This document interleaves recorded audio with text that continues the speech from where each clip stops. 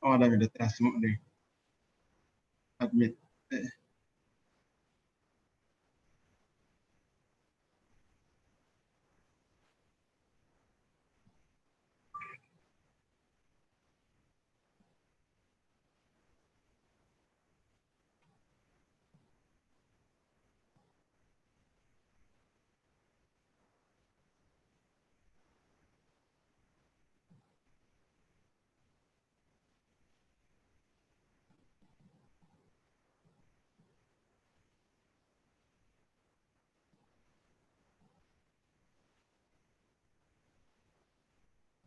Sudah masuk infotech.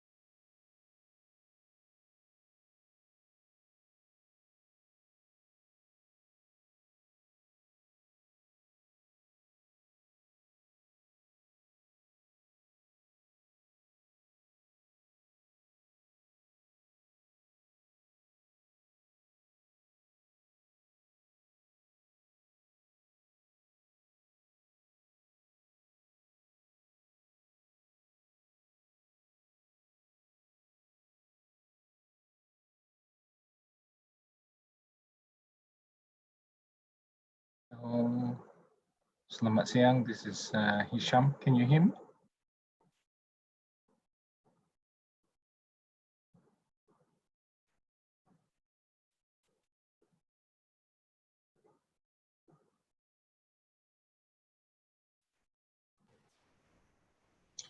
Yeah.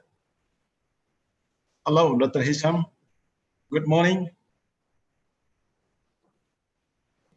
Good morning. Thank you very much for joining us.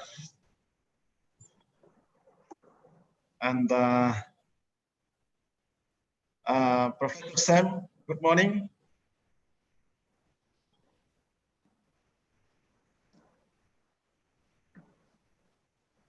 I hope he's joining soon. Yeah.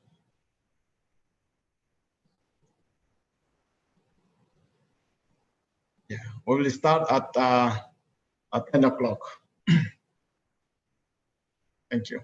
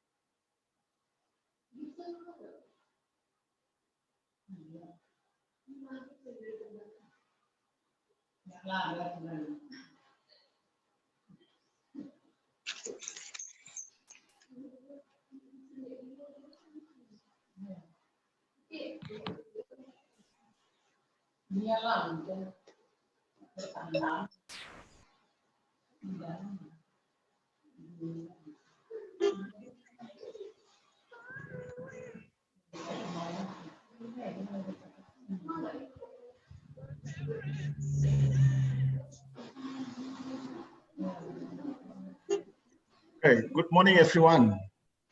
Good morning. And especially from our guest speaker, Professor Sam from National Taiwan University. Good morning, Professor Sam. Can you hear me?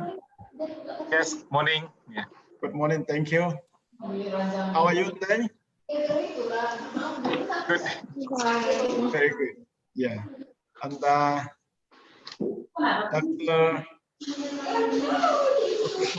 Cheng, how are you?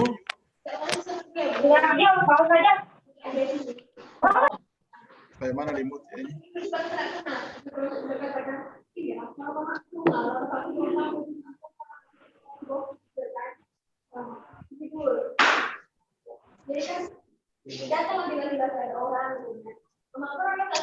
Let me check first.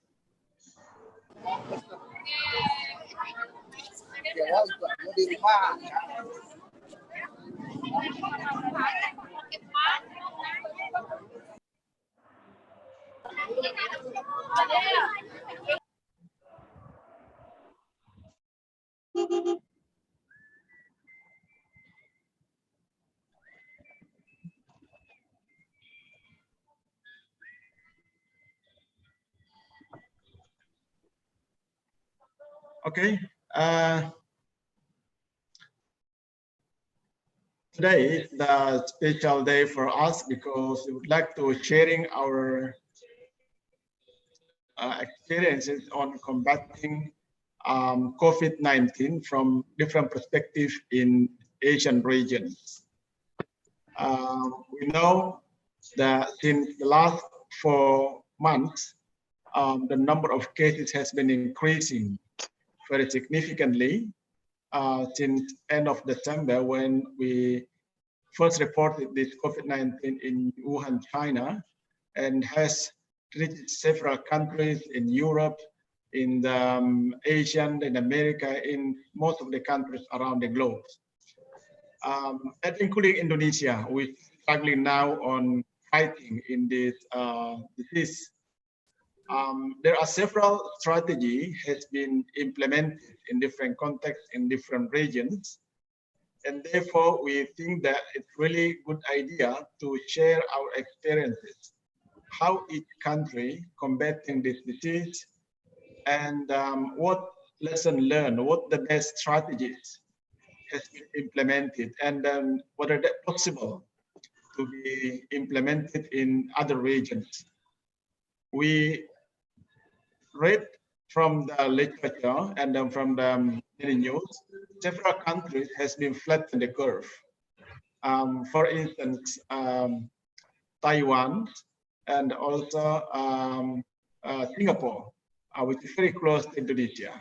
Although might not be still, you know, fully flattened, but yeah. The lesson learned from those two countries will be useful for us. For Indonesia, because in Indonesia now we are very unique because we have several regions and several islands, so many islands. It seems that each island has a different countries in terms of, you know, controlling this disease.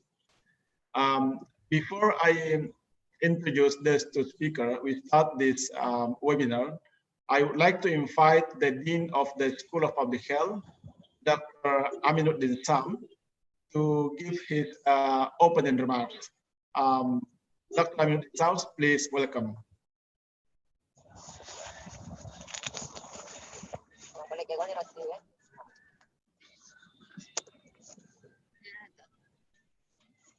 Pak Amin, speaker masih mute. Yeah. Okay. Yep. Assalamualaikum warahmatullahi wabarakatuh, and good morning, ladies and gentlemen. We are delighted and honored to host the online seminar. Thank you for having joined or used online.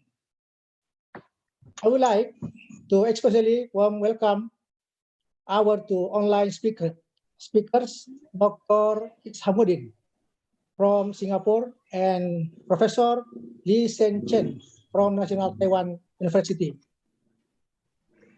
This is the fourth international online seminar during COVID-19 pandemic organized by our faculty. I have been reported that about 300 people registered from this online seminar from various cities and institutions across Indonesia. Ladies and gentlemen, we are now facing COVID-19 pandemic and have caused global public health crisis. Around the world, more than 3 million cases has been reported, including cases from Indonesia, which is now reaching nearly 15,000 cases since the first report 3 months ago. The situation is changing on a daily basis and must remain unclear. What seems to be clear, however, is that things will get worse before they get better. These countries has implemented preventive measures to control the pandemic to protect their people and save lives. They use different approach depending on their context. Several countries have got the capacity to respond to the pandemic, which many enable to respond to the enormous needs. Some strategies were successful, which others were not. Therefore, learning best practice from other countries would probably be useful for us to combat COVID-19. Today, we get online to discuss strategies that have been implemented to the control and prevent COVID-19 from various countries in Asia regional, particularly in Singapore and Taiwan. As I mentioned earlier, to speaker from Singapore and Taiwan will present online their experience in controlling COVID-19. I hope the next session will be attractive and productive for you. Thank you. Wassalamualaikum warahmatullahi wabarakatuh. Panca. Waalaikumsalam. Thank you very much, Dean, for a very nice opening remarks.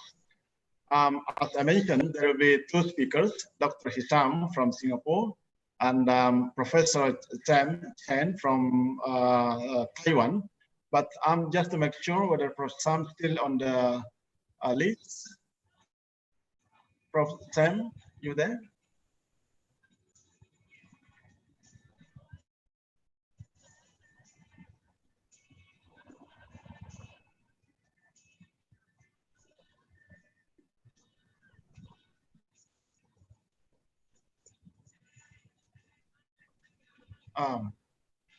I was wondering the connection probably disconnect, and while waiting Dr. Chen to join us again, I would like to invite Dr. Hisam to present the experience of fighting COVID-19 from Singapore perspective. Professor Hisam previously worked in the Ministry of Health in Singapore, and then he is now the director of the one organizations, and he is also an adjunct professor in the National University of Singapore. Professor Hitam, I will hand it over to you. Thank you, Dr. Ansari Adi. Saya bisa ngomong bahasa Indonesia, tapi for the purpose of this talk, I will speak in English because there are some words which are different in Malay and Indonesia. For example, pusing is headache in Indonesia. Pusing in Malay is to turn around. So I will not, sometimes I get the words mixed up. So I will speak in English. If I go too fast, please tell me, I will slow down. Okay. I will share my screen if possible. And let me see.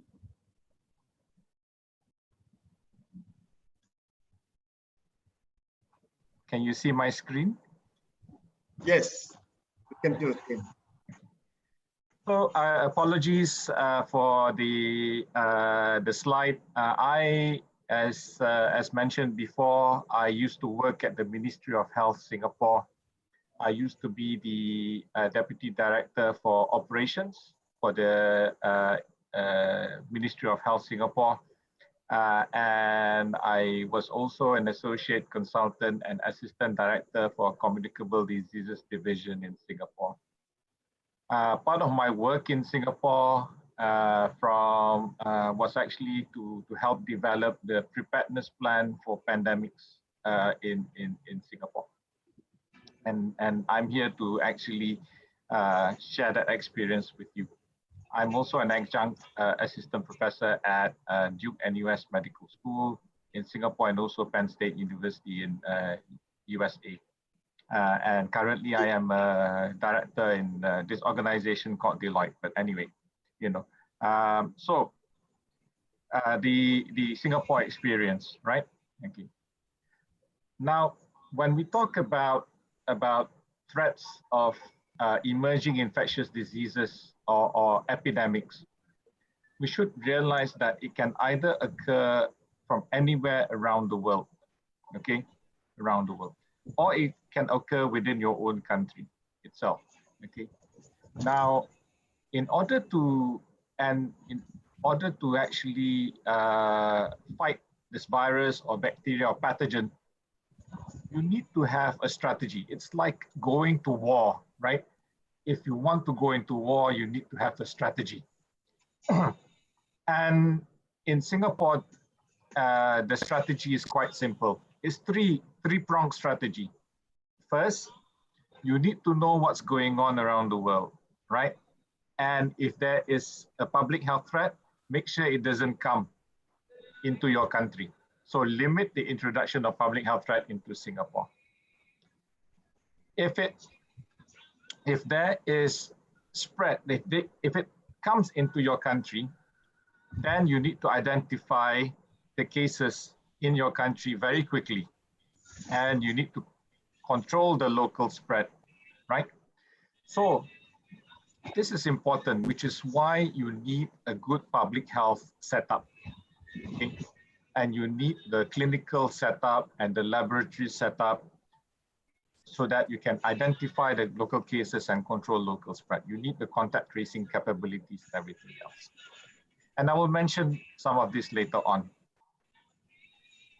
Thirdly, if it does spread, you must make sure that there is, your economy doesn't fall, society doesn't fall, and you maintain healthcare capacity.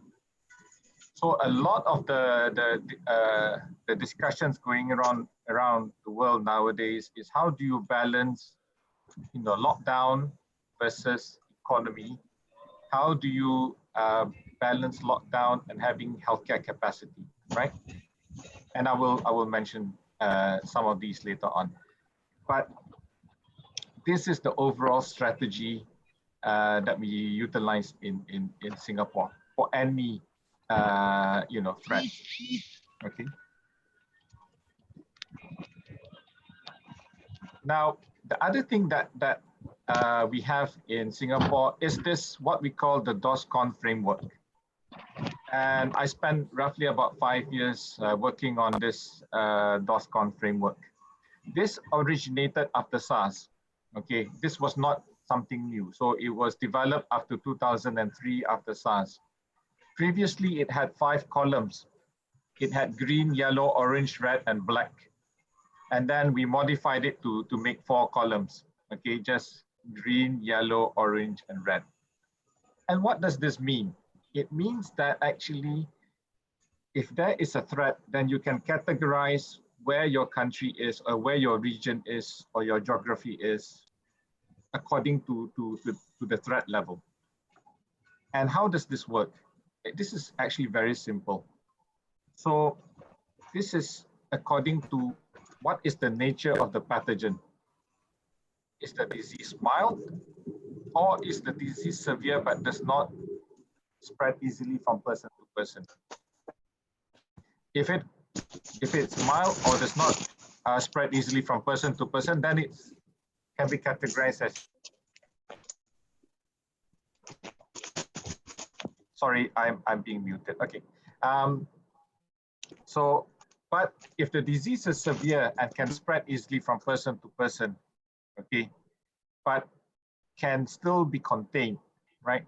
It is orange, right? Now, you don't just look at the disease, but you looked at also the impact, right? So if there is moderate disruption, example from quarantine, temperature screening, visitor restriction at hospitals, then you go to orange. Okay, but if it's minimal disruption, or the disruption is very minimal that you can still continue work, it is yellow. All right. And what is the advice that you give to the public in each level? So it contains that.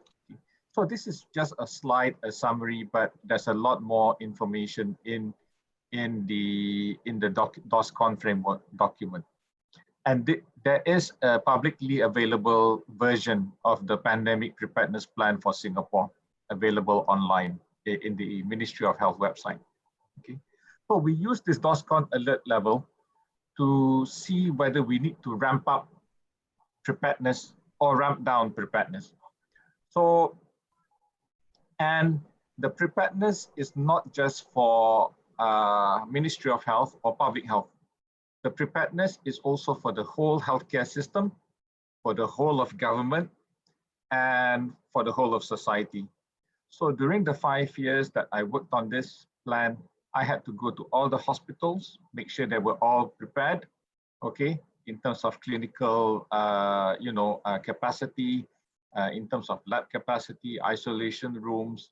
I had to go to all the border control, centers, work with all the other government agencies, and then work with businesses and NGOs to make sure that if anything happens, we can actually operationalize the plan. Okay, so this is the DOSCON framework that we use. Okay. Currently, Singapore is in orange. Okay, some people may argue that it should be red at the moment. Red and orange, you just add on a bit more red into orange, it becomes red. Okay, but it's, yeah, right. There are many reasons why people don't want to announce red. Okay, because once you announce red, people will panic. Okay, there'll be a lot of economic disruption. People will not want to come to Singapore, will not want to trade with Singapore and things like that. So you have to be careful. And this is one thing I think we all need to learn as public health specialists, right? Is how to balance, how to talk to politicians, how to convince them, right? I think it's very, very important. I'm not going to talk about how to talk to a president somewhere in the West. Okay, I don't think anyone can talk to him. Even his advisors cannot talk to him. And I won't mention his name. Okay, he's blonde or orange, has orange skin. Okay. Anyway, what I really wanted to share is the success factors and the challenges that we've faced in Singapore so far. Okay, so we have a strategy, We have done training in Singapore for field epidemiology. I'm sure you have as well, right? We have, we have the lab capacity, we have the capacity for contact tracing, surveillance, we have all these things, but what has worked so far and what has not worked, okay? And we have the DOSCON framework, right? So what has worked and what has not worked. So I think one of the success factors is having this legal framework. So a few years ago, we amended the Infectious Diseases Act under the laws of the Republic of Singapore to make sure that it was a bit more nimble, right? Able to get emerging infectious diseases put under the law to be reported. There are provisions for penalties for, if people do not want to be contact traced or give information and everything else. Okay, so we have that legal framework there. And we also have the legal framework for false information now, but that's not under the Ministry of Health. So if people give false information or false statements in social media, they can be prosecuted. I think that's very important because there's a lot of nonsense going on in Facebook and everywhere else. Okay, and people would rather listen to those materials than listen to us. Yeah. The other thing is that there is now provisions and laws for the lockdown, provision of laws for social distancing and everything else, which were not really included in the Infectious Disease Act then. Okay, so the lawyers in the government had to work very fast for that. What we've also done is also this thing called forward defense. Forward defense is making sure that you know what's going on around the world. So we made an effort to actually connect to people outside, the experts outside, in WHO, in ASEAN, in other universities, to tap on their expertise and to listen to as to what is happening around the region and around the world. Okay, because what we want to do is actually put the defenses beyond the borders, right? So part of this was actually working together with ASEAN in building the field epidemiology training programs, working together with WHO, sending help to West Africa when there was Ebola there and everything else. We also have a unit in the Ministry of Health that tracks emerging infectious diseases threats around the world, okay, or infectious diseases outbreaks around the world, 24 hours of the day. So there's a team that does that, okay? And we also utilize technology such as Blue Dot. Blue Dot is an artificial intelligence platform that looks at the chances of importation via air travel into your country. And Blue Dot was actually introduced to us via ASEAN. Okay. Now, which is why when it was announced that there was something going on in Wuhan, almost immediately we put a travel restriction or not a travel restriction, but temperature screening on people coming in from Wuhan, because the number of the most frequent travel route out of Wuhan internationally is actually into Singapore, and this is shown by Blue Dot. Okay. Now we also have a crisis response structure. In Singapore, it's quite different. It's every crisis in Singapore is actually headed by the Ministry of Home Affairs, not the Ministry of Health, because but the Ministry of Health will give professional inputs to the crisis command structure. So you have the ministerial crisis command structure, the executive crisis command structure, then the technical crisis command structure, and all of these will work together. Okay, so it's a bit different where you see in a lot of countries it's actually the Ministry of Health heading it. In Singapore, we work together with the Ministry of Home Affairs or a designated minister to lead the crisis. Okay, why? Because in any health crisis, the Ministry of Health will be very busy. Okay, there are other things outside the Ministry of Health you know, food, for example, food supply, right? You know, who will take care of electricity? Who will take care of those things? Are not Ministry of Health issues. These are Home Affairs issues. Okay, right? But not. I shouldn't say that every country should follow Singapore. You know, it's just a Singapore example. Then crisis preparedness. So we have a national stockpile, okay, for mask, okay, N95. There's some very intelligent scholars who calculated how many masks would be needed over 6 months if everybody wore them 3 times a day for how many cases and everything else, right? Then we have ramped up isolation facilities. We built a national center for infectious disease, okay, right, which was opened, I think, about 2-3 years ago, and that has pure dedicated isolation facilities for emerging infectious diseases. We have our quarantine centers identified already, and we have public health preparedness clinics identified. So all of this were done during peacetime. Okay? And every year there's exercises to activate this, you know, make sure people know.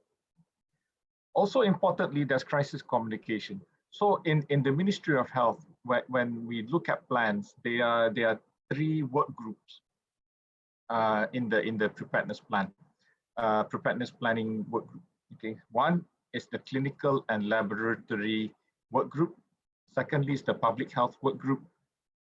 Thirdly is the crisis comms work group.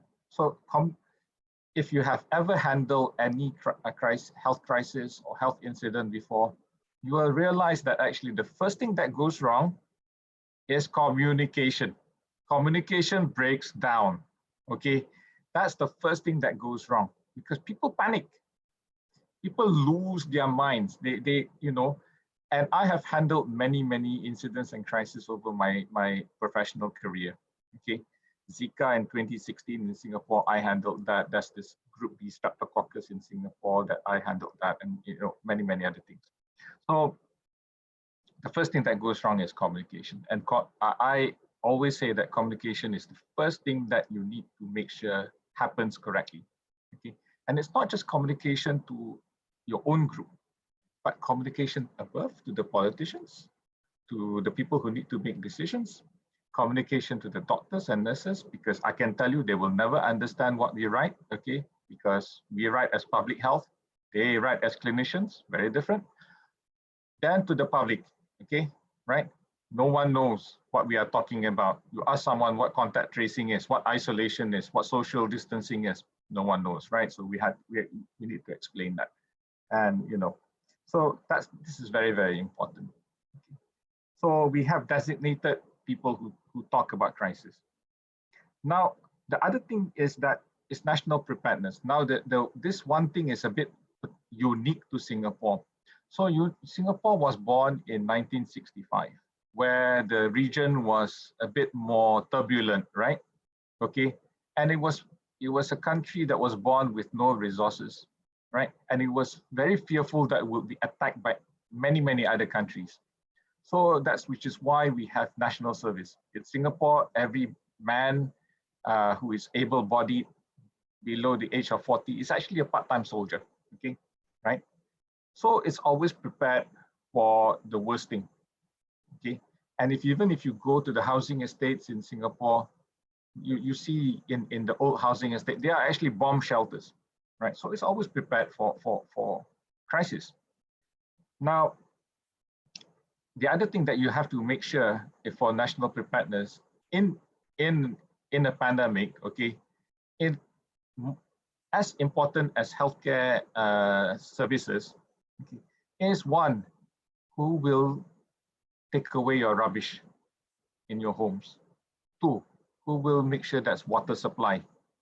3, who will make sure there's electricity. And 4, nowadays we can live without water, electricity, and food, and make sure there's a lot of rubbish in the house. But what's the one thing that we cannot live with? Wi-Fi and internet. So it's very important, especially when you talk about working from home nowadays, right? So you need that IT infrastructure, right? You need to make sure there's water, electricity, you know, all these things, because without them, you cannot run your healthcare centers anyway, right? Okay. So, you know, people think that, oh, right, it's a health crisis, but actually it's more than that. So it's food, water, electricity, telecoms, IT, you know, yeah. So how do you make sure those things still run, right? Okay. Now, the other thing is that we also tap on a lot of community organizations, and we have some business continuity plans, but now I realize that nobody reads our business continuity planning guidelines. So I think that needs to be improved. Okay. Now, the other thing is we have border health control. So, you know, in Singapore, everybody knows that there's temperature screening, you know, and we work together very closely with the agencies on that. And one of the success factors is the fact that, you know, we have a regular surveillance program. We have a syndromic surveillance program for influenza-like illness. You know, we have a surveillance program called SIDPIC, which is severely ill or deaths possibly due to infectious causes. Okay, and we found this is how we found that there was probably localized small clusters transmission in Singapore, because we tested people who were ill, but they did not travel. They were in ICU and they were found to have coronavirus 19. Now, we also had this thing called linkages of cases through serological testing. Now, if you look at the top left diagram, what happened was that there was a cluster in the church, and we couldn't work out how to link the clusters, that cluster to anyone else. So there was serological testing done, and we found out that actually 2 of the cases, case 91 and case 83 within that cluster, actually had the infection way before the rest. Okay, and they were the ones who introduced it. And then upon further questioning, they said, yeah, we actually had travel history. Okay, yeah, you know, so, and they're now prosecuted. Okay, so yeah, you know, yeah, not only do you have to stay in hospital for you know, have to be treated, but now you are also isolated in jail. So that's that. Now, the other thing is that we tap on technology. So we have developed this thing called Trace Together, which is an app which uses Bluetooth.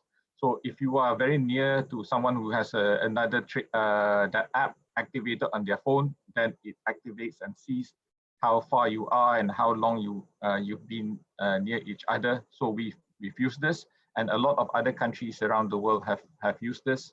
And the source code is open in public now, given out free by Singapore. We use multi-agency cooperation for contact tracing. So we get information from a lot of sources. And one of the things that we've utilized is using the police to help us trace people. If there's anyone who can trace people, it will be the police. And of course, they have their own methods and their own resources to do it. You know, CCTV cameras, facial recognition software, you know, those kind of thing. But you know, the one thing about contact tracing is that you have to be sure that the information that you get stays within public health and is only used for public health purposes. Okay, because I've done contact tracing before in my life. I've had people who got infected because they had extramarital affairs, they did illegal gambling and things like that. So okay, they did something illegal, but you don't want to ruin their marriage because of that, you know. So you have to be careful, right? You know, yeah.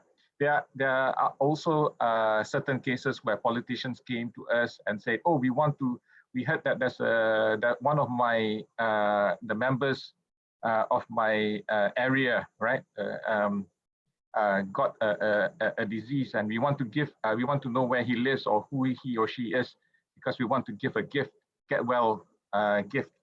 And we said, no, you can't, because that's not the public health matter. So you have to stick to your principles, right? Okay. Now, we've also developed this COVID-19 test kit. I think it can do the testing within a couple of hours. Sorry. And we've engaged healthcare providers, right? Okay, via circulars and things like that. Now that I'm on the other side of the table, I'm no longer in Ministry of Health. I realize how many circulars they send out. It's a lot. Okay, and I think it can be done in a better way rather than through email or something like that. And then we make sure there's healthcare capacity. So we've ramped up this whole convention center to be community isolation facility, because not all COVID-19 patients are very, very ill. Some of them are actually quite well, so they can be treated in a center like that. We also engage public-private partnership. This is very important because they can actually take some of the load away from the critical care. Okay. GRAB is basically because in Singapore there were a lot of people who were afraid of healthcare workers in public transport. They were actually scolding nurses who were wearing uniform for taking public transport because they were afraid that the nurses will be having the virus, bringing the virus. So GRAB actually stepped up and said that, okay, I'll transport the nurses around for you. Okay, so that's very, very, very, very good. And then of course in Singapore, nothing is free. Okay, not even death. Okay, everything you have to pay, right? So we make sure that whoever has the disease, the government will pay. But of course, if you go to another country without any particularly good reason and come back and have the disease, then of course we won't pay for you, right? So those are the success factors, and I just wanted to show that we are now utilizing a lot of robotics in Singapore to help this. This one is actually a robot where you have a telehealth mode where the doctor doesn't need to wear a mask. You know, the robot goes around in the community center. Robots sending all the supplies, you know, so that there's minimal contact. And then this one is a robot dog. Yeah, this is a dog that you can touch. But this this dog is to tell people in the park in Singapore to keep safe distancing. Okay, so yeah, so they've deployed this robot dog in one of the parks, and more will be deployed. Okay, yeah. Now, what are the challenges? So I think my last two slides actually. Sorry, Professor Chen, for taking your time. So these are my last two slides. What are the challenges? First thing is mask policy. Okay, wear or not wear, right? In the first instance, people say no need to wear. Now everybody's saying wear. Okay, I think this is something that we can learn. If it's something which we don't know, you know, why not take on the side of caution? Of course, you know, we're not going to ask them to wear N95, maybe surgical masks. And now we are in Singapore, they're distributing cloth masks made of cloth. Okay, actually produced in Indonesia, and to all the Singapore citizens and residents. Okay, yeah, I received one. I must say that it doesn't fit my face because my face is too big. But anyway, I have my own supply of N95s anyway. Then social distancing. It's very hard to enforce social distancing, right? How do you enforce social distancing in a country which is actually smaller than Jakarta and actually has about 7 million people? Okay, we are packed here, right? Very, very hard to do. Now they actually have this social distancing ambassadors, you know, this bottom right diagram. And if you need a job, they actually pay about 2,000 Singapore dollars per month for this, which is quite nice money. But I don't think anyone would want this because you'll get shouted at people. Then ensuring compliance, right? How do you ensure that? Ensuring compliance. You know, there are a lot of people who've been caught who were supposed to be in home quarantine. They went out and things like that. How do we make sure that we can, you know, track them, right? Make sure that they are safe. Maybe we use sensors or something like that. But this is very difficult. other thing is vulnerable population. So I think this is something that's not just happening in Singapore, but everywhere around the world. Old people's homes, nursing homes, these are vulnerable. Now, the spike in number of cases in Singapore currently is due to an outbreaks in foreign worker dormitories. Okay, now foreign worker dormitories are not domestic helpers. Okay, they are people who work in construction mainly. We have about 300,000 of them in Singapore.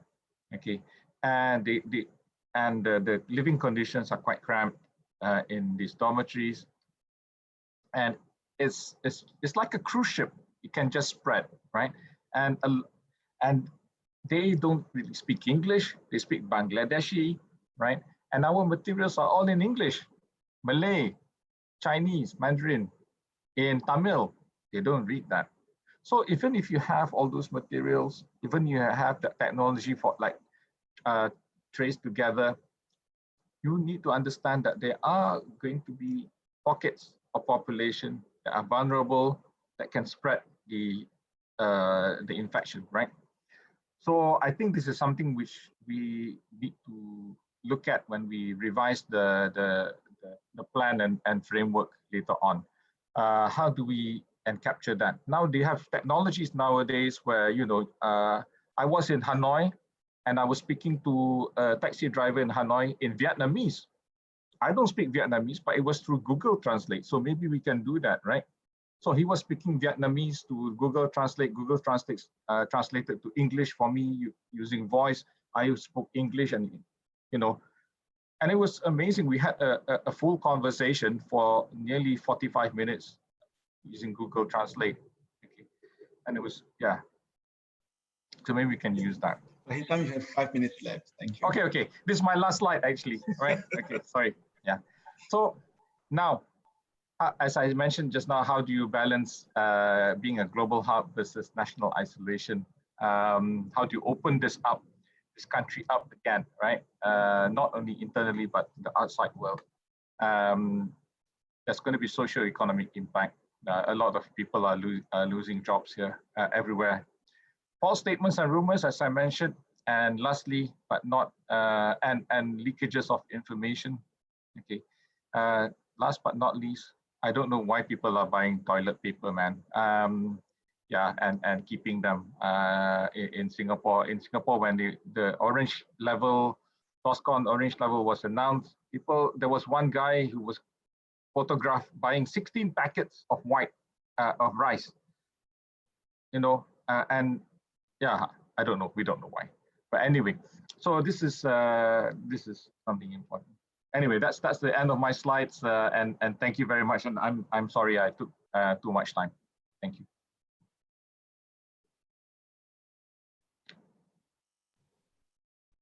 Okay, thank you very much, Dr. Hitam.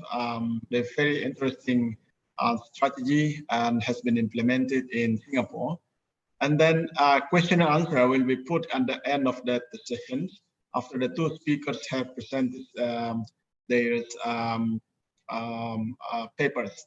The next session will be Professor Sam from National Taipei University. Give me some minutes to introduce Professor Sam. Professor Sam is a professor in the and director of School of Oral Hygiene and College of Oral Medicine in Taipei National Taiwan Taipei University. And Professor Chen graduated from Taiwan National Yang University, and then he has conducted a postdoctoral degree. Professor Chen is also working very extensively in the cancer screening in Asian country. Then Professor Chen will present Taiwan perspective on control and prevention of COVID-19. Please, Professor Chen, will hand it over to you.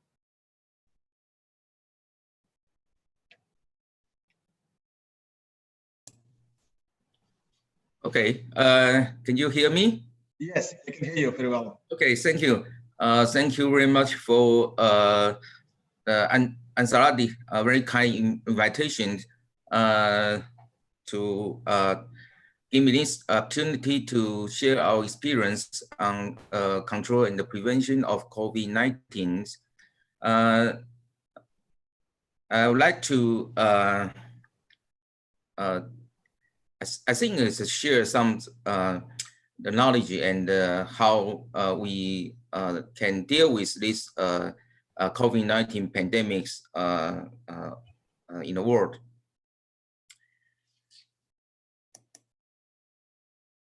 So my talks, I would like to especially thanks for the supported by the our mentors, Professor Tony Xiuqi from National Taiwan University, to give these very good materials. Okay, so first beginning, I would like to share this emergence global pandemics 1 year ago, because the H1N1 also played the same stories as we face right now. So in the 1918, you can see the H1N1 attacks peoples over the world to infect at least 500 million persons, and with so many deaths. At that time, the case fatality for H1N1 is almost 15%, and the reproductive numbers is 1.8. Compared with the COVID-19 we face right now, so the updates infected populations was also very large. It's 4 million. And also the case fatality is 7%. And the reported number even higher, it's around 2 to 3. So compared before, actually this new coronavirus, we don't have so much weapons to fight with this disease. And so this is quite something now. Before we can have some policies, we have to know this disease very well. So I would like to talk about the reproductive numbers. It's the basic idea, a basic information we have to learn from infectious disease, because these numbers indicates whether the disease can be controlled or not. If the reproductive numbers greater than 1, that could be something happens for the outbreak of the infectious disease. So based on this, the reproductive numbers have 3 components. One is the contact, and the contact probabilities. If the peoples get together, that could be more chance to get a disease. So this is the first factor, contacts. And the second factor is transmission. So when you contact, but the transition probability will also, it's quite something factors to explore this disease. Okay, so this is 2 factors. One is contact and one chance to get a disease. And the last factor is infection periods. Depends on the virus, the ability of the virus can survive. So for 3 factors, actually, they have 3 different strategies for preventions. For the contacts, if we can do isolation or to reduce gatherings, that could be reduce the probability of virus infections. And the second, transmissions. We want to stop the virus transmission, then we can do personal protection like mask or wash hands and or hygienes. So this is a second the policy to prevent. And the last ones, of course, you want to kill virus, we need to some medicines, or even we can have the vaccinations, but those are still working. So as far as we know, we don't have a very good medicine and vaccination to deal with. So we have to be very careful to watch these virus infections. So this is some exercise before. You can see in Asia, at the end of the Aprils, we have so many cases infected by the COVID-19. It's around 30, around 300,000 cases. And with the 1.4 reproductive numbers, and because the reproductive number is greater than 1, so we can still worry about the outbreak happens in Asia countries, but we still can specify some into some countries to know whether the epidemic is died or is still burning. So like a lot of the confirmed cases over the 10,000s, and after 1 week, it still grow up, increase the confirmed cases. So, and we monitor the reproductive number is still ongoing, reach to almost 2. So we can monitor this reproductive number week by week.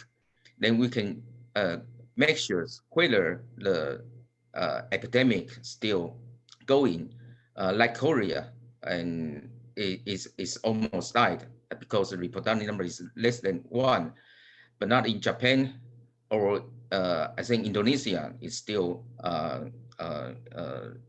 suffered for this infectious disease. So about the prevention strategies, we can summarize like this. The first one is border controls for isolation or quarantine. And the second, we can do some mitigation plans like social distancing. We reduce the large gathering or the closure of the school or the workplace.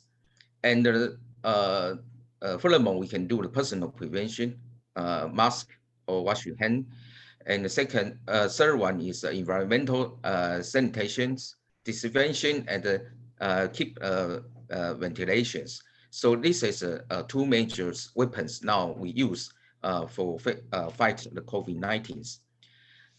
And for the isolation, I think this is one strategy to have the containment policies. Like New York, from newspapers, we can see once they found the index cases or the small transmissions, then they can lock areas like this for 1 mile. They can do some the containment areas for close to the school or for some do not have the some activity. But in Taiwan, we still apply some something like this 15 years ago when the SARS attacked Taiwan. And after SARS, and we have the new Infectious Disease Control Act, the new regulations after the SARS. So why the Taiwan have so very serious to deal with this pandemic? Actually, we have based on this regulation, based on this act, we have some experience to work for the infectious disease like this. So if we want to do the lockdown, we still can very rapid to do the lockdown. Okay, and another one is lockdown all the cities. Like so many country in Europe, they lock down the cities like Italy, and this is another strategy. And actually, we still have some plan. Once if we cannot control the COVID-19 very well, then we use lockdowns, such as in Taipei, the big cities. We still have some plan ready to do. So this is two major strategy for isolation. And we can still do some exercise like this. If we use lockdown or use the very restrict strategies to isolations, we can still predict what's the epidemic curve like this. If we give the very high risk, very restrict isolations, like 50%, then we can see the first wave we can expect how many days the epidemic will die, and how serious if the lockdown strategy is very serious and along the quarantine, then the epidemic wave will move to very we can make sure that we can have very few cases in the future. So depends on the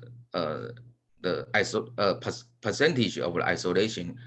You need very restrict, or you don't need so restrict. Depends on what's your decisions. But I think in some European countries, they don't want so very serious isolation. So people that will be argue why I need to very serious isolation, and why I can give some more spaces for human being. So this to make a decision.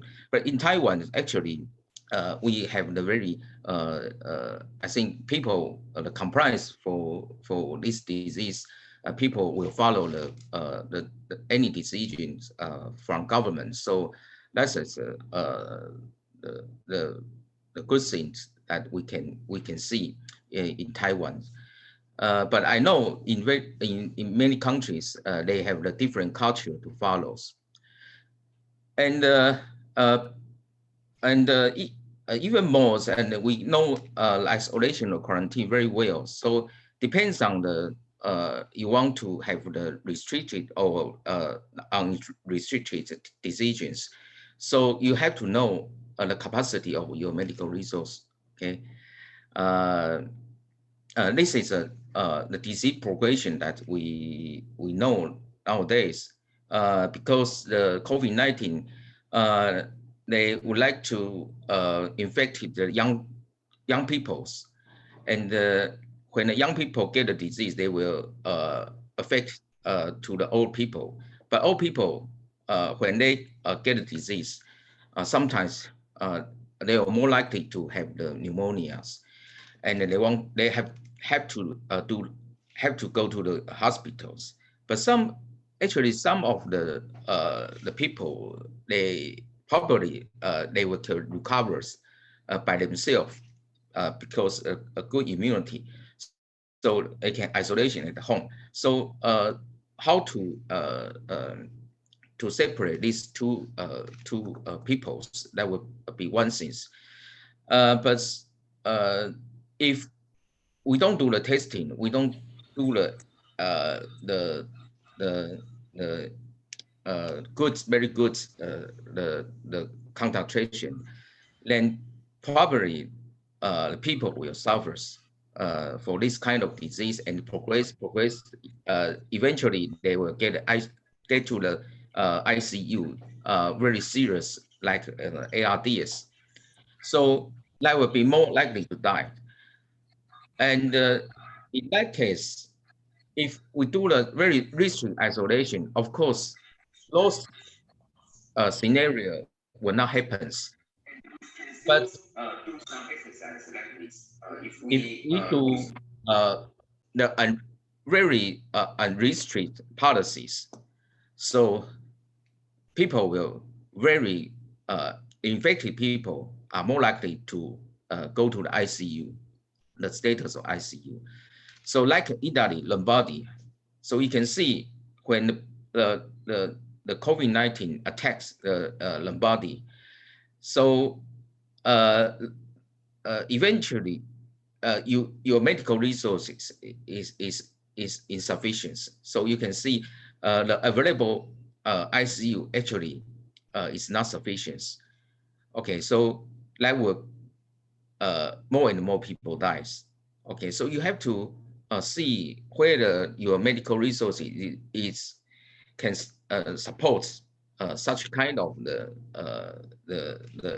infections. So if you have the very strong medical capacity, you do not need to worry about how many people get the infection. But I think most of countries, the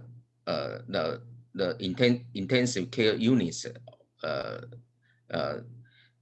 not sufficient. Okay, so in Taiwan we quite we always monitor the cases like this. So when the import cases infected from the China, when imported cases, we found imported cases, then we watch out whether our local cases will increase. If the local cases increase, then we will do something like border controls, like the mitigation plans, like anything we can do, and to try to stop the local infected. And more and more the imported cases coming, then we do complete border controls. Then we try to stop the infected to the local cases, and we monitor those cases and try to do some isolation or quarantine to these cases. And this is the figures that we do for the case fatality. So you can see same disease, but the case fatality is different. That's because whether I mentioned before, the medical capacity is enough or not. If you don't have a good, very preparedness of medical capacity, you are not able to treat patients very well. And on the other hand, if you can early detect of the COVID-19, like USA, Germany, or South Korea, and they can expand the COVID-19 testings for the population, they can early detect for some asymptomatic infected cases. So that will be more efficient to stop the transmission of the COVID-19. So I think I want to emphasize on how we can make good of isolation or quarantine. And this one case is like a quarantine, we use the contact tracing using big data. So in the end of the January in Taiwan's Diamond Princess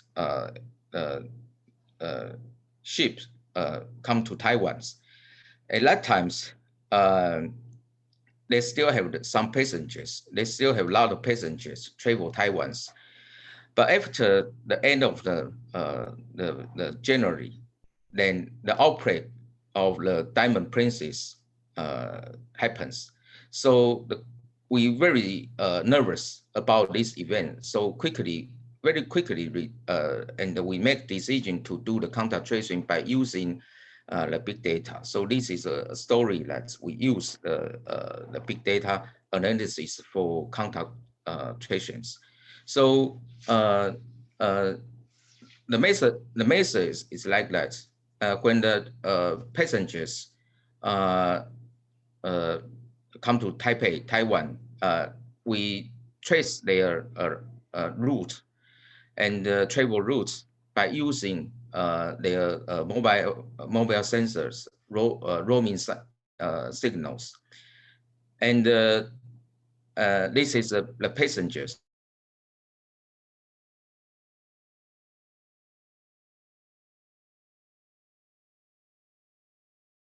Roads, and we identify who could be the potential contact with these passengers. So we use another technology and to use the mobile phone signal as well to quantify those potential contactors, and almost I think have a lot of 500,000 potential contacts. So we send the cell message to those potential contacts to give some intervention and to alert those potential contacts by mobile phone to have the message to ask them to do the self monitors and self management for their health care. And once they have the syndrome, or once they have the they can get the COVID-19 test free, and using this strategy, and we have the 20 symptomatic contacts ask for the testing, and all of them are test negative. And not only for that, we use the big data and to link our national health insurance databases and to identify those probably have the COVID-19 infections.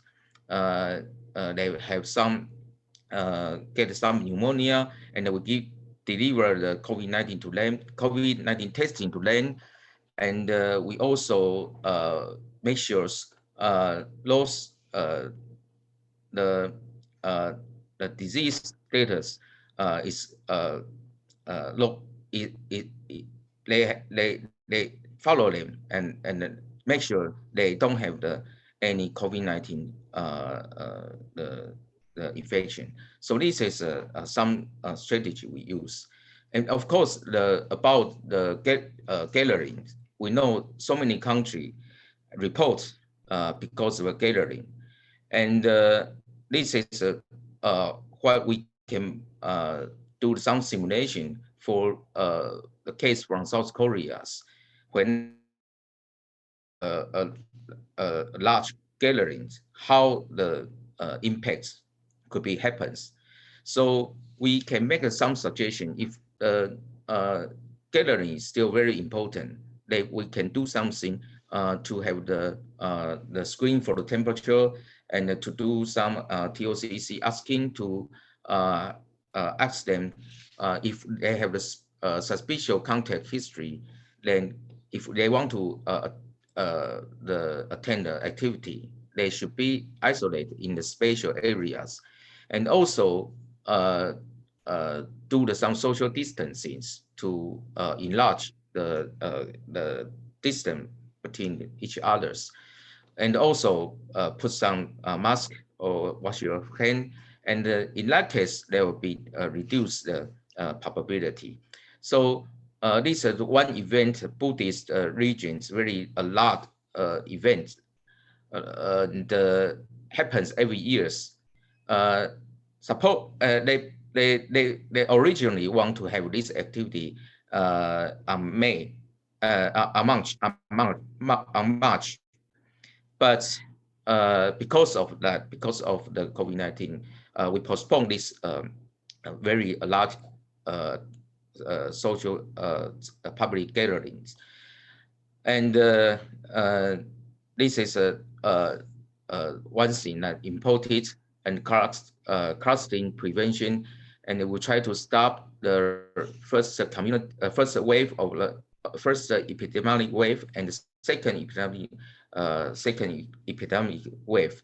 This is what we do, and of course, and the quarantine isolation, we provide food, provide sufficient food to the people isolation at home, and we do some the telephone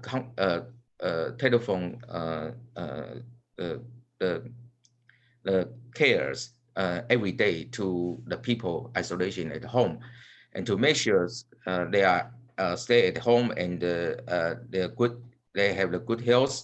If they have symptoms, then we transfer them immediately to the hospital to have the testing.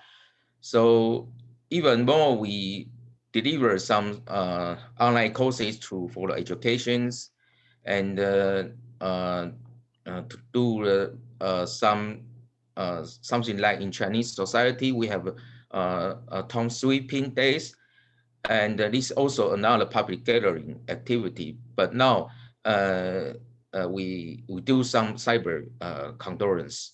Okay, so this is one thing that everyone complies very well. And we think about the possible application for some days that when we quarantine and isolation at home, we still can monitor them, and we still can do some very good application of IoT to keep their health. And I think this is another an enterprise to develop. Of course, it's very hard decisions. Very serious quarantine and isolation, and social distance, and another thing is economics. Sometimes it's not able to balance each other's. So we propose the pros and cons of containing strategy for COVID-19 pandemic. So one strategy is no containment measures. So the good thing is that people innate herd immunities, but it's very risky because a large-scale outbreak could be happens, and we don't have so many the medical resources. So we still need some containment measures like border and domestic quarantine as isolations. Now we try to get use of this, and the advantage of the border control could be reduce the imported infectious, and global digital industry could be good, but disadvantage is international business tourists, and for we don't have the exhibition or conference, and another strategy is mitigation plans.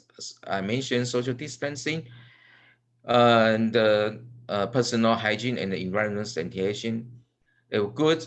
Also, they have bad for economic or cultural change. And last one is the vaccine or antivirus therapy. So I think this overview of how we can face with this disease. So in Taiwan, I think in the beginning, we don't have sufficient personal protection like facial mask. So it's always a long queue for buy the mask.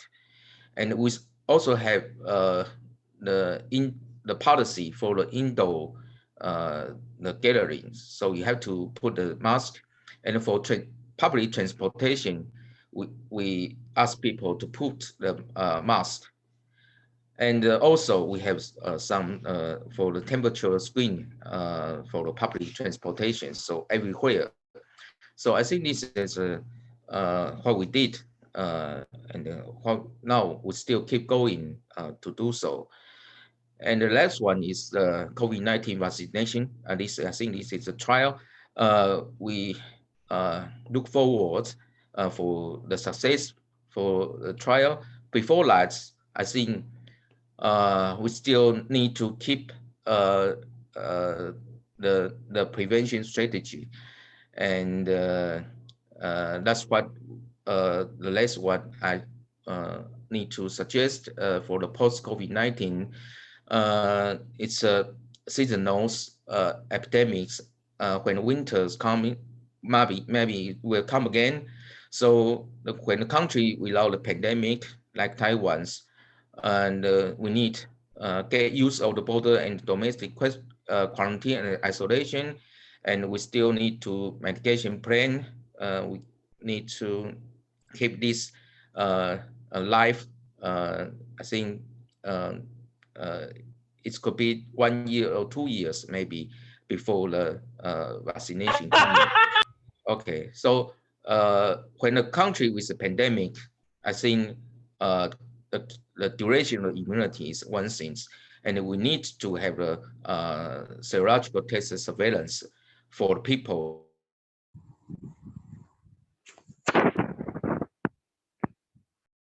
And that's the group, I think, for the academic part, we still we still keep this the research for this virus. I think is for the 4 months. We still provide information to the government. I think we have to work together between the government, public health, and the research peoples. Then we know this COVID-19 more, then we can fight for this COVID-19. And I think this is my talk. Thank you very much for your listening, and terima kasih. Okay, well, thank you very much for Professor Sam, Dr. Chitham, for presenting the experience in different countries. I could see there are some similarities, for instance, enforcing quarantine and isolation, and then also some mitigation plans. But also, the most interesting thing is the using technology to do the contact tracing and to identify those who maybe have contact with the cases, and it seems like very effective. And then this is very unique approach using a modern technology, using big data to tracing those who are potential cases. For those who have a questions, you can ask questions now, please, and you can also write down your questions in the chat room. You can write it down in either Bahasa or English. If you write down in Bahasa, I could translate it into English, so that I know that Hisham could answer directly, but I also would like to interpret this, translate this to Professor Sam. Any question, please? You can raise your hand. There is a facility down there in the bottom right direction. You can raise your hand if you want to ask the question. I think there were a few questions already regarding Singapore, which I have answered in the chat, so people can just scroll there.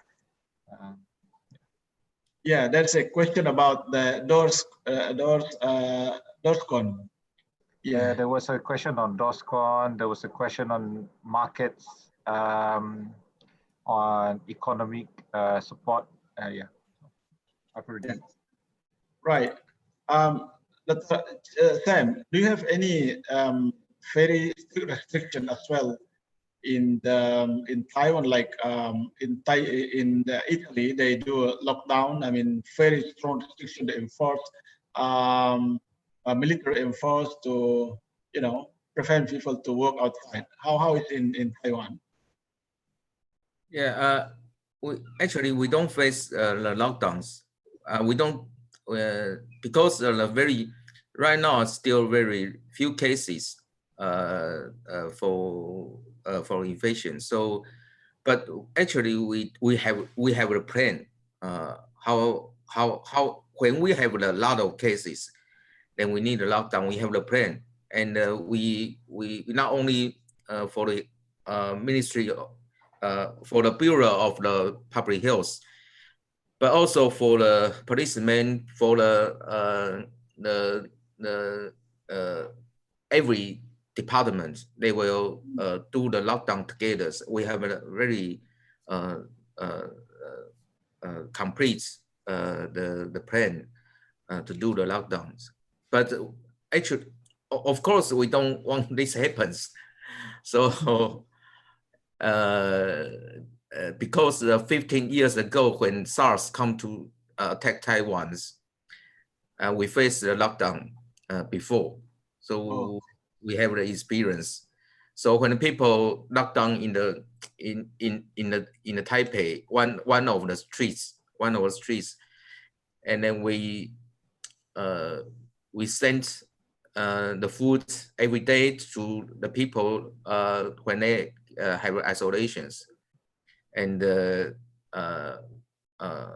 watch them very carefully. So about 1 week at that time, but right now we know lockdown actually needs more time, maybe 2 weeks or even more. But we prepared for that, but we don't want to that happens. Right. In terms of travel restriction, we are now in several cities in Indonesia. They enforce several restrictions, very strict isolation and quarantine. And the major problem is that among those who are in low socioeconomic status, and as you mentioned previously, we have to balance between economy and health. I could see that in your presentation in Taiwan, to those who are isolated at their home, you're sending any meals. But what about people who stay at home because of restriction? I mean, working from home, therefore there is no economic activities. How do you support them?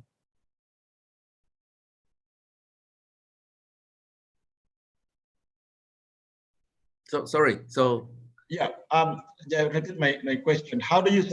I saw from your presentation that people provide meal and to support life for those who are isolated at home. Since you are enforcing the travel restrictions, what about for the people who are stay at home, working from home, from low income status? Is there any special policy for this kind of people to support the economy? Yeah, I think we still have some plan to try to allow some people working at home, and we try to simulate. We have the separate two parts. One part is working at the workplace, and another part is working at home. And we do this exercise. I think it's good, do very well, and during these periods. And some people working at home, and some people working in the workplace, and they change after 1 month. So I think we get use of these working styles, and this is one thing. And before that, I think during this period we have so many online meetings like this. So I think this is change, and we still get use of this. Okay. Yes. Right. Thanks, Professor Sam. Dr. Hisham, how is in Singapore? I mean, we have a lot of discussion here about the balancing between economy and the health impact of the COVID-19. And we know that, like in Singapore, very much rely on the business and activities. And in Indonesia, the government is struggling to support those who are in the low-income status. There is a social security, a social safety intervention to provide some meal, but still going on. And how is in Singapore experience in dealing with this situation? Okay, thank you for that. But the first thing I wanted to say is that Singapore is a very different country from Indonesia. Yeah. Your country is huge, right? You have different time zones, right. and you have nearly 200 plus, nearly 300 million people. We only have 6 million, right? You know, and we're easy to control. The thing is, I think we are already seeing that there are people who are affected by this pandemic in Singapore, especially those who are lower income, okay, and those vulnerable population, especially the foreign workers. So people are saying that the first people who will lose their jobs will be the foreign workers here. Now, the thing is, I think I was just answering this question just now about how to support this. I think Singapore can easily do this because the thing is we have the financial reserves that we can tap on, right, to support the economy. But there will be an economic impact, okay, and because of the economic impact, I think Indonesia is trying to push people to start working again. But if you want to start working again, you have to make sure that it is safe to do so. Okay, you need to be able to do contact tracing. You need to be able to test. You need to be able to isolate and quarantine people properly, right? There will be a second wave, and you need to be able to explain that why. Okay, it is a risk. But I think politicians and businesses, you know, weighing economy going down against public health, they have to make a decision, right? So I think what public health can do now is not protest. Okay, we can protest, but once the decision is made, we need to support. But I wanted to say to Professor Chen that I like your study on the tracking and the artificial intelligence. Actually, we were trying to do that in Singapore previously, looking at the phone signals. But we found that the phone signals for contact tracing were not as accurate. But hopefully with 5G, that will solve the problem, which is why in Singapore we use Bluetooth rather than the phone signal. Okay. But yeah, we have looked at this option before to look at phone signals for tracking people, you know, triangulation basically. Yeah, I mean, I think those advanced technology are helpful in terms of if you want to implement, particularly in the big cities. But still, Indonesia now is still struggling in the many areas, particularly in the eastern part, have no access to the internet. I think it's implementable in the big cities.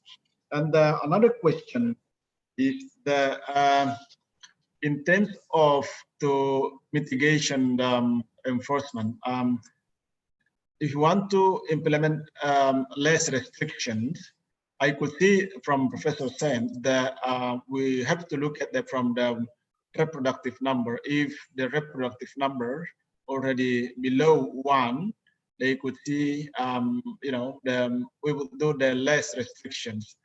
But also others, like you mentioned, if we already increase the capacity of the intensive care unit, for instance, and then we see if we have increased the number of cases, then our health services are able to treat them. Would you suggest that if we have increased the capacity, should we less restrict in terms of social distancing, wearing masks, and what's your opinion on this? it's a very good question actually, and yeah, of course, we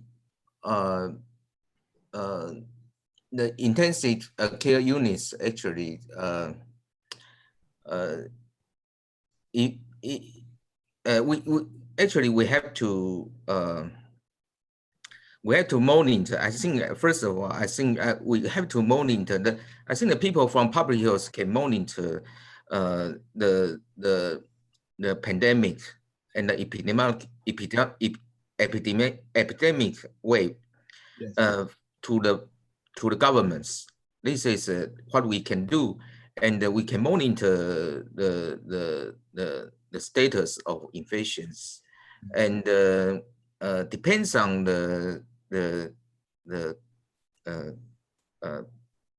your medical capacity. But I have to say sometimes it's very difficult to increase the ICUs or the medical resources very rapidly. So that's why we will select to very restrict strong restrictions in the quarantine and isolations, and so far so good, but we still have prepared the medical resources because we are not able to only talk about COVID-19 because the regular the treatments for the other cancer or chronic disease still coming every day. So that's a basic the requirement for we have to provide the normal treatment to the peoples. Yeah. So the COVID-19 actually, when the medical resource is not sufficient in the countries, then we need to have more the compliance of the people can follow the public health rules. And the very good way is to keep to do the social distancing. If they can do, then we encourage they do that, because this is a less cost rather than we can pay very expensive the cost for the ICU. So I think we need to have to see the balance, and I would suggest we can see depends on how many capacity you have, then we can go back to see whether the confirmed cases you can suffer. Okay, and then we think about if do the 50% quarantine or 19% quarantine. Yeah. Okay, so I think this is my suggestion, and we can from the next part and think about how many we can tolerance for such kind of patients. Okay, thank you, Prof. Dr. Hisham, any comments? No, not really. Any comments on that? I think you know, a lot of the times when we do planning, we are planning for something that has never happened before. Yeah. Okay, and we have to make assumptions. Okay, and sometimes our assumptions are wrong. Yeah. Okay, and we have to accept that. Sometimes our assumptions are wrong. I mean, as a practitioner, right? But you have to accept that and be nimble, right? Be fluid and make sure that you know you are able to do that. Now, I agree with Professor Chen. You know, you don't know how much capacity you will ever need, right? But you have to have a plan anyway, you know, because most of the time your bed healthcare capacity is full, 90% full, 95% full, and you already have 1,000 people coming in you know, that's going to overflow, right? and it's bad because other people will die because of your heart disease and your cancer and everything else, right? Because they won't be able to be taken care of. I think I just wanted to answer Anggun Budia Stuti here because I can answer, but it's going to take me very long to type. I can do it in 2 sentences. How does Singapore maintain good communication to the up and bottom level? Okay, actually, when we do risk communication or health communication, the public health people don't do it. We actually employ people who actually do social media, and they know how to write and they know how to craft these messages. So we work with the Ministry of Communication and Information to do this. Okay, we give them the points, and they will craft it so that people can understand. Because if a doctor writes it, no one understands. Okay, yeah. So they can understand only, okay, the doctor told me to take this medication. After that, you know, they cannot remember, right? So that's that. Going up, I think this is the hard part. You know, I don't know if please, I know that this is live on YouTube, but please don't mention this anywhere. But you know that, you know, when we were taught in public health how to talk to politicians, we're always taught that you have to speak or say things as if you are talking to a 5-year-old, right? Okay. 5-year-old child, because make it simple, right? Because otherwise they don't understand and they will go off and do their own thing. But I think it's a matter of actually engaging them, making sure, you know, during peacetime, again and again and again, you know, on what is important, okay, so that when the crisis comes, they can trust you. You have to know what makes them fearful. So what makes them fearful is people not voting for them. Okay, so you have to use that. Okay, what makes them happy? People vote for them, or their legacy is printed out in a statue or something like that. So you have to make sure of that. Okay, so so that's that, right? Okay. Thanks. I think the next 2 questions are for you, Professor Chen. Yeah, I think I agree with the opinion from the Dr. Hishan, because I think when we face this crisis in Taiwan as well, we need the people, we need someone's the people who can trust the government, or trust the ones that he or she can handle to fight for this disease. So I think it's quite important. In Taiwan, we have some roles. They play these roles. Some guys play these roles very well. So people trust what he say, and they can play on behalf of course, behind them, they will fully support by the academic people or the governments. They can be like this very trusted people. And I think I want to echo. I want to answer the question from how long I think COVID-19 will overcome. According to our estimations, I think the global pandemic, I think at the end of July, I think at the end of July, I think we estimate the cases with very few. Every day, I think it's 2,000 cases after that. So I think we can think about how we can go back to the normal life in this months or at least 2 months, we think about how we can go back to a normal life, and how the of course, according to our estimation, again, this disease have a lot of impact to the health and the economic parts. For the people died, I think it's very comparable to the cancers. Yeah, so far, I think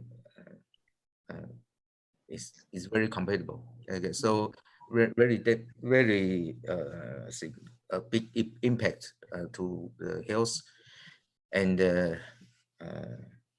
no mention about economic. All right, thank you very much, Professor. Any more questions, please? We have 5 minutes left.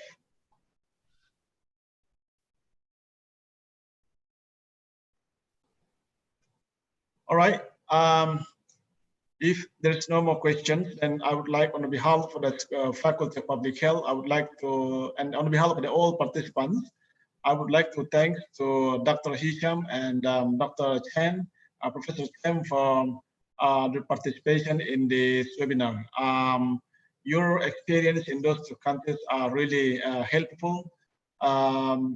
But again, in Indonesia, it's a huge country that Hisham mentioned. It seems like one area, one island, it seems to be like one country. So we thinking about one island maybe have reducing the number of cases, but the other island might just started. So there's a lot of challenges, but the best practices from several countries will be helpful for us to combat this pandemic COVID-19.